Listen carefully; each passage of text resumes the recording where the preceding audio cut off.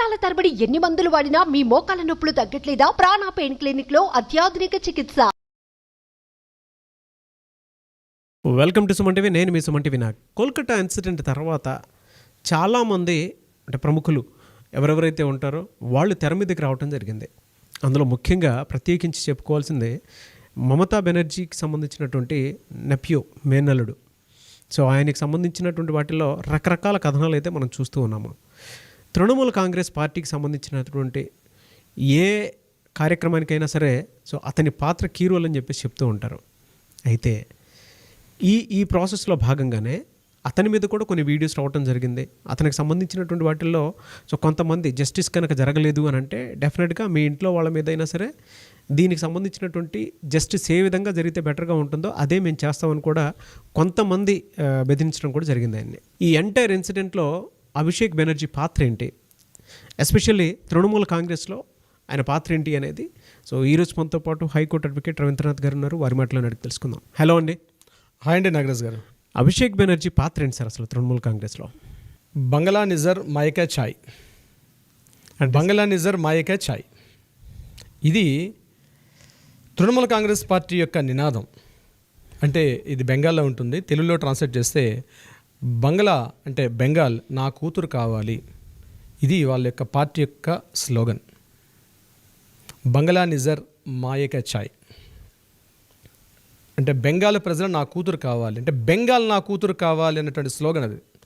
మా మిట్టి మానుష్, నా తల్లి నా మట్టి, నా జన్మభూమి మానుష్ మనిషి, తల్లి నేల మనిషి, ఈ మూడే మా ప్రధానం అని చెప్పుకొని తిరిగినటువంటి తృణమూల్ కాంగ్రెస్ యొక్క ప్రధాన స్లోగన్ ఇదే.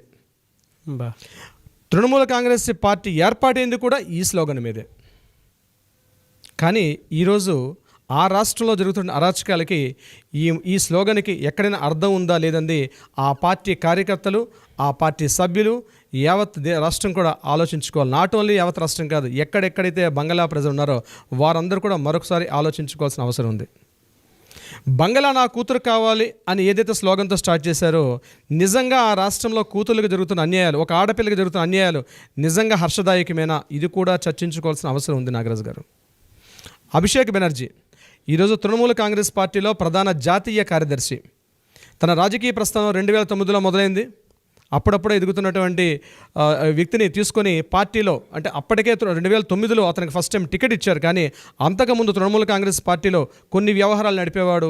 ముఖ్యంగా మమతా బెనర్జీకి సన్నిహితంగా ఉంటూ పార్టీలో అంతర్గత వ్యవహారాల్లో ప్రధాన పాత్ర భూమిక పోషిస్తూ అటు మమతా బెనర్జీకి పార్టీకి అనుసంధానంగా చేస్తూ ఒక కీలక పాత్ర పోషించేవాడు అభిషేక్ బెనర్జీ. ఇతను 1976 ఆ టైంలో జన్మించాడు. ఇతను 2009లో డైరెక్ట్గా పార్టీలోకి ఒక కీ రోల్గా ఆయనకి ఇవ్వడం జరిగింది. ఇతను ప్రెజెంట్ కలకత్తాకు దగ్గరగా ఉంటే నార్త్ 24 పరగనాస్ డిస్ట్రిక్ట్లో ఉండి డైమండ్ హార్బర్ అన్నటువంటి ప్రాంతానికి ఇతను ఎంపీగా ప్రెజెంట్ పదవిలో ఉన్నారు. ఇప్పటివరకు ఆయన ఈరోజు కూడా ఎమ్మెల్యేగా పనిచేయలేదు. 2009 నుంచి ఇప్పటిదాకా ఆయన ఎంపీగానే కొనసాగుతున్నారు. ఎగ్జాక్ట్లీ. సో ఈరోజు రీసెంట్గా మమతా బెనర్జీ గారు మొన్న రీసెంట్గా జరిగిన ఎలక్షన్స్లో ఆయనకు ఉన్నటువంటి యువజన విభాగ నాయకుడి నుంచి ఆయనకు డైరెక్ట్గా జాతీయ ప్రధాన కార్యదర్శి అనే పోస్టుకి ఇవ్వడంలో అంతర్గత ఉద్దేశం కూడా అర్థమవుతుంది. ఆయనని నెక్స్ట్ తన వారసుడిగా ప్రకటించే అవకాశం కూడా ఉంది అని చెప్పగానే చెప్తున్నాయి రాజకీయ సమీకరణాలు. ఈ విధంగా చూస్తే అసలు అభిషేక్ బెనర్జీ ఎవరు, ఈయన తాలూక వ్యక్తిత్వం ఎలా ఉంటుందని మనం పరిశీలించగలిగితే దీన్ని మొత్తం 3 రకాలుగా చూడాలి. ఆయనకున్నటువంటి కుటుంబ నేపథ్యం ఒక యాంగిల్, ఆయన రాజకీయ ప్రస్థానం మరొక యాంగిల్, ఆయన చుట్టూ ఉన్నటువంటి చట్టపరమైన విచారణలు, దీన్ని 3 కోణాలుగా మనం చూడాలి అభిషేక్ బెనర్జీకి సంబంధించి. ముఖ్యంగా కుటుంబ నేపథ్యం. టీఎంసీ పార్టీలో మమతా బెనర్జీ తరపున ఆమె యొక్క మేనలుడిగా చల్లమనిగా ఉన్నాడు ఆయన అభిషేక్ బెనర్జీ గారు. ఈరోజు కూడా కీ రోల్గా ఉన్నటువంటి వ్యక్తి. కుటుంబ నేపథ్యం నుంచి వచ్చినటువంటి ఒక స్పెషల్ అర్హతతోటి మంచి కీ పోస్టులు ఆయన చేస్తూ అటు అంతర్గతంగా తృణమూల కాంగ్రెస్కి సంబంధించి ఏదైతే ఉంటుందో అంతర్గతంగా ఉండే ప్రతి విషయంలో కూడా ఇన్వాల్వ్మెంట్ అవుతాడు ఆయన. ప్రతి ఒక్క గ్రామ స్థాయిలో ఉన్నటువంటి మండల స్థాయిలో నుండి జిల్లా స్థాయిలో ప్రతి ఒక్క వ్యక్తులు కూడా తను అనుయాయుల్ని పెట్టుకుంటాడు ఆయన. ఎక్కడ ఏం జరుగుతుంది ప్రతి విషయాన్ని మమతా బెనర్జీకి చేరవేయడంలో సిద్ధహస్తుడు అభిషేక్ బెనర్జీ. ఈయన రాజకీయ నేపథ్యంలో అటు ప్రధానమంత్రి మోడీ గారికి తృణమూల కాంగ్రెస్ పార్టీ నుంచి బద్ధ వైఖరి కనిపిస్తుంది. తన మాటల్లోనూ తన చేష్టల్లోనూ కూడా సూటిపోటి బాణాలతోటి బీజేపీ పార్టీని ఎప్పటికప్పుడు ఇరుకుని పెడుతూ ఉంటాడు అభిషేక్ బెనర్జీ. ముఖ్యంగా రాజకీయంగా తన వాక్చాతుర్యంతో బెంగాలీ ప్రజలను తన హక్కును చేర్చుకునే విధంగా ఉంటాయన్న మాటలు. నేను మీ మనిషిని, మీ ఇంటి మనిషిని, నేను మీ వ్యక్తిగతంగా ఉంటాను. నేను ఈ యొక్క ఇంటర్వ్యూ స్టార్టింగ్లో చెప్పాను. ఆ స్లోగన్స్ వాడుతూ ప్రజల యొక్క మూలాల్లోకి చొచ్చుకొని పోతాడు అభిషేక్ బెనర్జీ. ప్రతి ఒక్కరూ అభిషేక్ బెనర్జీ తమ సొంత వ్యక్తిగా తను తీసుకుంటారు. ఈయనకి మార్నింగ్ లేచినప్పటి నుంచి సాయంత్రం వరకు ఒకటి రాజకీయం రాజకీయం రాజకీయం. ఈయనకి వేరే యాక్టివిటీ ఉండదు.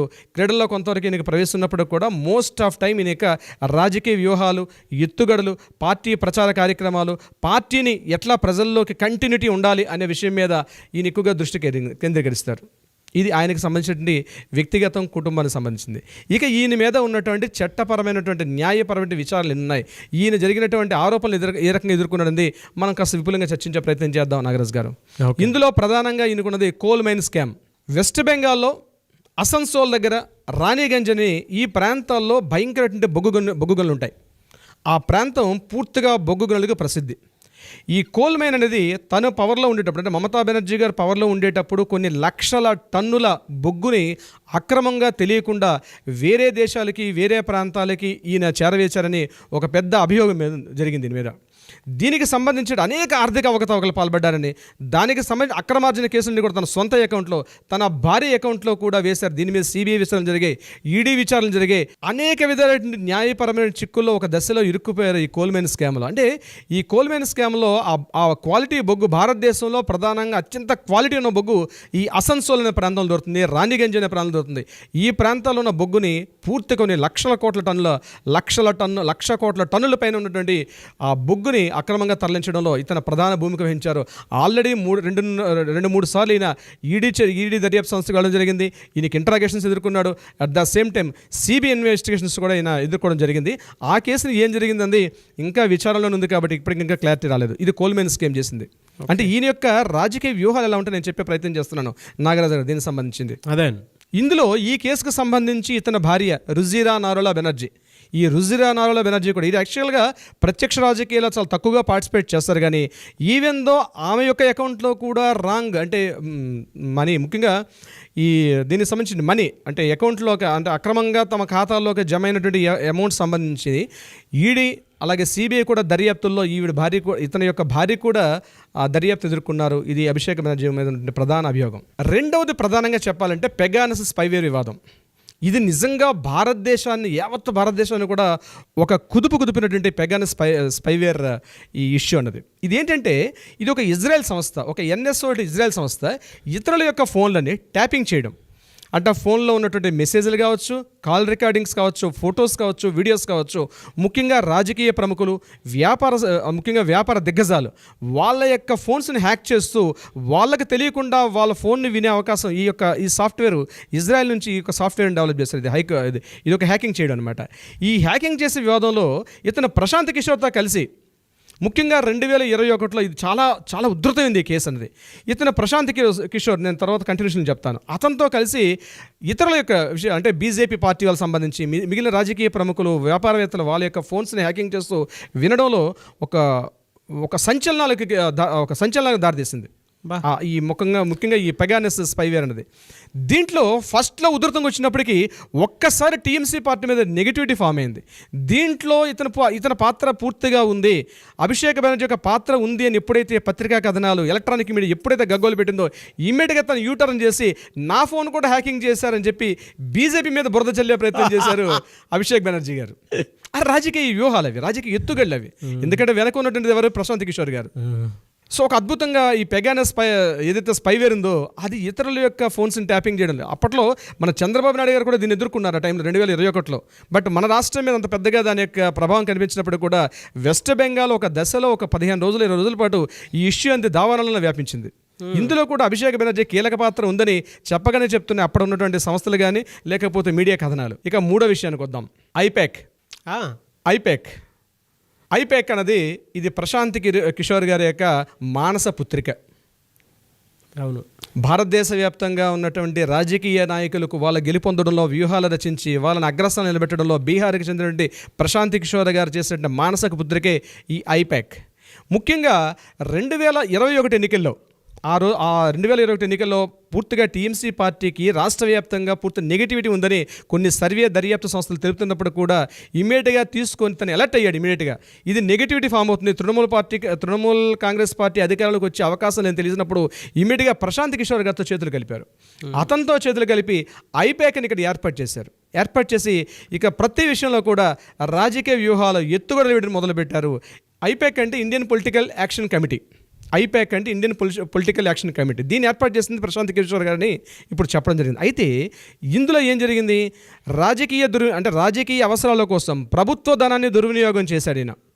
దాని మీద విపరీతమైనటువంటి అభియోగాలు వచ్చాయి. దానికి సంబంధించి విపరీతమైన అభియోగాలు అన్నమాట. పూర్తిగా అంటే ప్రశాంత్ కిషోర్ కూర్చున్నట్టుగా, నిలబడినట్టుగా పూర్తిగా తన పార్టీ నాయకులే ఈయన మీద కొంత అసత్యంతో వెలగక్కారు. ఎందుకంటే చాలా సిల్లిగా ఉంటాయి కొన్ని విషయాలు మనం చెప్పుకోవడానికి కూడా మీడియా పరంగా మనకు కరెక్ట్ కాదు. కానీ అలాంటి అకృత్యాలకు పాల్పడ్డారు అభిషేక్ బెనర్జీ అని చెప్పి ఆనాటి మీడియా కథనాలు ముమ్మరంగా వెలువెత్తాయి అనమాట ఆ టైంలో.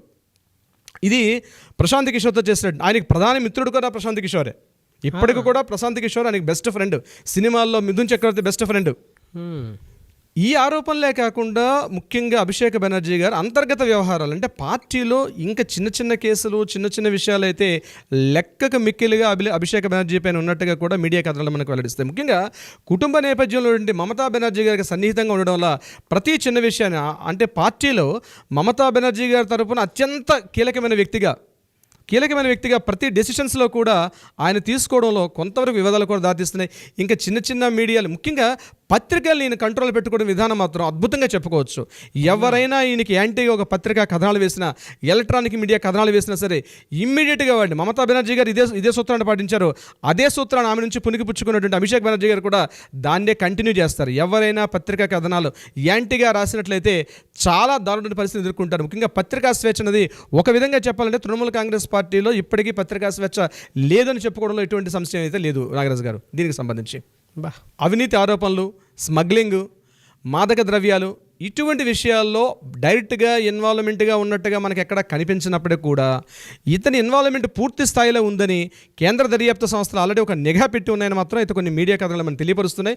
బట్ అవి ఏంటంటే భవిష్యత్తు నిర్ణయించే ప్రయత్నం చేస్తుంది నాగరాజు గారు దీనికి సంబంధించి అభిషేక్ బెనర్జీ గారు. అయితే రాబోయే రోజుల్లో కలకత్తాకి అంటే ముఖ్యంగా తృణమూల్ కాంగ్రెస్ పార్టీలో మమతా బెనర్జీ గారి తరపున నెక్స్ట్ ముఖ్యమంత్రి ఇతనే అన్నటువంటి డీటెయిల్స్ అయితే ఉన్నాయి. అయితే మోడీ గారు చేస్తున్నటువంటి చర్యల వల్ల తృణమూల్ కాంగ్రెస్ పార్టీ ఇప్పుడు పార్టీ పరంగా నేను చెప్తున్నానండి, పార్టీ పరంగా అప్పటి వరకు 22 సీట్లు Trinamool Congress party out of 32లో అంతకుముందు 19 సీట్స్ ఉండేవారు. ఇప్పుడు 22 సీట్స్కి పెరిగారు మోడీ గవర్నమెంట్లో కూడా. అంటే మోడీ ప్రాబల్యం తక్కువగా ఉందని చెప్పొచ్చు.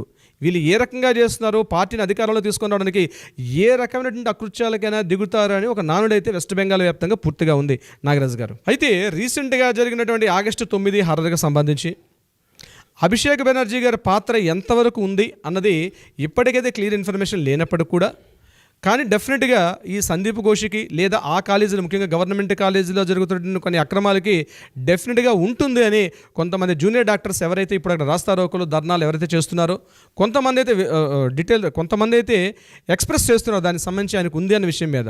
అయితే దీనికి సంబంధించి ఈయనకి ఎంతవరకు ఉంది అన్న విషయం, ఉందా లేదా, ఏ మేరకు ఉంటుంది అన్న విషయాన్ని మనం నెక్స్ట్ ఎపిసోడ్లో దాన్ని డిస్కస్ చేద్దాం నాగరాజు గారు. కానీ మీరు చెప్తున్నటువంటి అన్నీ కూడా మీరు కలెక్ట్ చేసినటువంటి డేటా ఏదైతే ఉందో చాలా డీప్ రూట్స్లోకి వెళ్ళిపోతున్నారండి. మీ నాలెడ్జ్కి అయితే దానికి హ్యాట్స్ ఆఫ్ అని చెప్పేసి చెప్తాను. ఇవాళ మనం రాబోయేటువంటి రోజుల్లో కూడా మంచి ఎపిసోడ్స్ అంటే లైఫ్ స్కిల్స్కి సంబంధించినటువంటి ఎపిసోడ్స్, దాంతోపాటు చట్టాల మీద అవగాహన, దాంతోపాటు రిలేషన్షిప్ వాటికి సంబంధించినటువంటి వాటిల్లో మంచి అవగాహన కల్పించేటువంటి వీడియోస్ మాత్రం డెఫినెట్గా చేయాలని కోరుకుంటాను. ఎందుకు అని అంటే డీప్ రూట్స్లోకి వెళ్తున్నారు. అంటే ఒక వేదిక్ సైన్స్ గురించి మనం చదువుకునేటప్పుడు మనం ఏ విధంగా అయితే పాత రోజులకు వెళ్ళి ప్రతిదానికి ఒక కొలమానము, ప్రతిదానికి ఒక రీజను అనేది ఏ విధంగా అయితే ఉంటుందని నేర్చుకుంటూ ఉంటామో అలాగే కేసుకి సంబంధించిన దాంట్లో చాలా డీప్ స్టడీ చేసి రూట్స్లోకి వెళ్ళి ఎక్కడెక్కడి నుంచో కోల్కతా వాళ్ళకి ఫోన్ చేసి దాంతోపాటు మళ్ళీ మన సుమన్ టీవీ మేనేజ్మెంట్ నుంచి అక్కడికి ఒక టీమును పంపించి మనం వీడియోస్ తీసుకొని రావటం జరిగింది. సో అంత డేటాని మీరు చెప్పడం అనేది really great, hats off to you అండి, నో డౌట్. సో ఏదున్నా we want justice, we demand justice, ఇది దీనికి సంబంధించినటువంటి వాటిల్లో నో డౌట్. అండ్ ఒకటి క్లియర్గా చెప్పగలుగుతాను, ఒక 2 డేస్లో దీనికి సంబంధించినటువంటి డేటా అయితే మనకి డెఫినెట్గా వస్తుంది. ఎందుకంటే సుప్రీంకోర్టు ట్రయల్స్లో ఉంది కాబట్టి.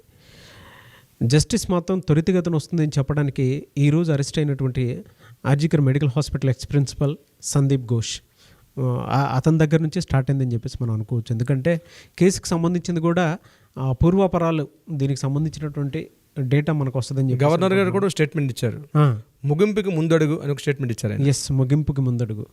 అది గవర్నర్ గారు, వెస్ట్ బెంగాల్ గవర్నర్ ఆనంద్ బోస్ గారు ఇచ్చిన స్టేట్మెంట్. నిన్న ఎప్పుడైతే సందీప్ ఘోష్ గారిని అరెస్ట్ చేశారో ఇమీడియట్గా ఆయన ఫస్ట్ ఇచ్చిన స్టేట్మెంట్ ముగింపుకి ముందడుగు అన్నారు ఆయన. Yes, no doubt. అండ్ మీరు ఇందాక అభిషేక్ బెనర్జీ గురించి మాట్లాడేటప్పుడు ఇచ్చినటువంటి స్టేట్మెంట్లో విస్తుపోయేటువంటి నిజాలు అవన్నీ అవి చిన్న విషయాలు కాదు సార్. అవి అసలు అంటే వాళ్ళు ఎంత బలంగా ఎవరినైనా ఇన్ఫ్లుయెన్స్ చేయగలుగుతారని చెప్పడానికి ఇంతకంటే బెస్ట్ వీడియో కూడా ఉండదేమో నాకు తెలిసి. అంటే దేన్నైనా సరే వాళ్ళు తారుమారు చేయగలుగుతారని చెప్పేసి చెప్పడానికి. ఎందుకంటే అక్కడ ఏదన్నా రాతలు రాయాలన్నా, ఎలక్ట్రానిక్ మీడియాలో ఏదన్నా బయటికి రావాలనుకున్నా, లేదంటే ప్రింట్ మీడియాలో ఏదైనా బయటికి రావాలన్నా కూడా వాళ్ళ ఇన్ఫ్లుయెన్స్ అనేది బలంగా ఉంటుందని చెప్పకనే చెప్తున్నారు. దీనికి సంబంధించి ఇంకొక విషయం ఏంటంటే నాగరాజ్ గారు, తృణమూల్ కాంగ్రెస్ పార్టీ ఓన్లీ వెస్ట్ బెంగాలే కాదు, మన ఆంధ్రప్రదేశ్, తెలంగాణ కూడా కొన్ని మూలాలు అయితే ఉన్నాయి. పూర్తి స్థాయిలో లేనప్పుడు కూడా తృణమూల్ కాంగ్రెస్ పార్టీ యొక్క కొంత ఇన్ఫ్లుయెన్సెస్ కొంతమంది ఉన్నారు. ఆమె జాతీయ స్థాయిలో ఈ పార్టీని కూడా ప్రభావితం చేయాలి, జాతీయ స్థాయిలో ఈ పార్టీని తీసుకెళ్లిన ఉద్దేశంలోనే అభిషేక్ బెనర్జీ అనే వ్యక్తిని, తన మేనలుడైన అభిషేక్ బెనర్జీని కీ రోల్గా ఇంపార్టెంట్ చేస్తున్నారు. బహుశా నెక్స్ట్ రాజకీయాల్లో ఆడ జాతీయ స్థాయిలో కూడా పార్టీని విస్తృతం చేసి నేషనల్ పార్టీ లెవెల్ తీసుకెళ్ళినా ఆశ్చర్యపోనవసరం లేదు. ఎస్, చూద్దాం ఏ విధంగా ఉంటుందో. Thank you sir. Thank you అండి నాగరాజ్ గారు. సుమన్ టీవీలో మీ పర్సనల్ అండ్ బిజినెస్ ప్రమోషన్స్ కోసం కింది నెంబర్కి కాంటాక్ట్ చేయండి.